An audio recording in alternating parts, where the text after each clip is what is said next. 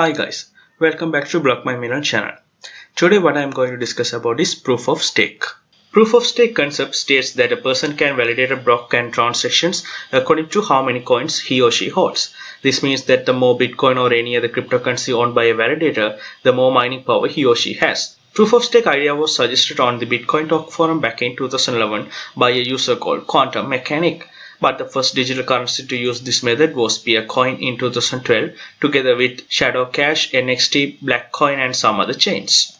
Let's see how it works. Unlike the proof of work where the algorithm rewards miners who solves the mathematical problem with the goal of validating transactions and creating new blocks, in proof of stake the creator of a new block will be chosen in a deterministic way depending on its wealth, also defined as stake. Any node can become the validator and verify the next block. For that, all the nodes need to lock some of their wealth, and the validator for the next block will be chosen based on the higher amount of the wealth locked by the node. So always the higher amount locked the node will be selected as the next validator, and the validator in proof of work it's called as miners, but in the proof of stake it will be called as forgers because there's no block rewards in proof of stake. In proof of work, miner who mines the next block will get new coins from the network as well as the transaction fees. But in proof of stake, all the digital currencies are previously created in the beginning and their numbers also will never change. This means that the proof of stake system will not create any new coins and the forgers will get the rewards as the transaction fees. The amount that they locked will be reserved for a period of time and then it will be released.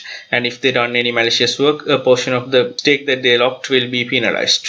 We need proof of work for two things. One is to validate and create new blocks, and the second one is to reach consensus. This will be similar like the proof of work as well. So we need proof of stake to validate and create new blocks as we don't have any centralized systems, and to reach the consensus means if the node created a new block that need to be agreed by all the nodes and they need to come to an agreement saying that this block can be added to the chains as well. So for these two purposes we need proof of stake. Let's see the proof of stake advantages. In proof of work, any node can do the mining and that will require a lot of energy and computation power. Even most of those energy goes waste because the only node will get the mining fee as the reward and the others will not get anything. Proof of stake only doing the validations using the selected nodes based on their stakes, and compare to proof of work the energy consumption is very low. So let's see if these four nodes are in the network and they want to do the validations and they want to become the forgers and they are locking some of their amounts for the validation purpose as a stake. But the network will be select only the ones who are locking the higher amounts, and for this example only these two nodes can be selected as forgers and those two nodes will be do the mining work and validation process. So the energy will be consumed unless if it go into the proof of work,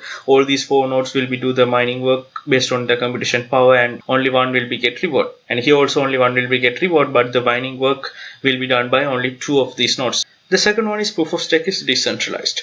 Proof of work requires so much of computation power, and for that nowadays we are having mining pools. So if you look at them, mostly around 4 to 5 pools controlling the whole network. For example, if you take it as a Bitcoin, and even 60 to 70% of the Bitcoin mining happens in China. If you take this Bitcoin scenario, and pool BTC Top, BTC, BTC.com and Bixin can come together and they can perform the validations, and that means it's more centralized and rather than the decentralized one. But in proof of stake this will not happen because it works only based on the wealth. As proof of stake having advantages, it also have the disadvantage. The major disadvantage is 51% attack. If a node got 51% of the total coins that are distributed to the network, that means the node will always selected as a forger and his wealth will always goes up based on the transaction fees that he is receiving. And other nodes will get lesser amount as they are reducing their transaction fees and this guy was earning transaction fees. This means that the whole chain will becomes under one control. But it is very rare and not possible to happen because it takes huge amount to buy those 51% of coins that are distributed to the network, especially in terms of Bitcoin and Ethereum chains. So thank you guys for watching, and please shoot out your questions in the comment sections, and if you like this video please hit like button and please subscribe for the future videos.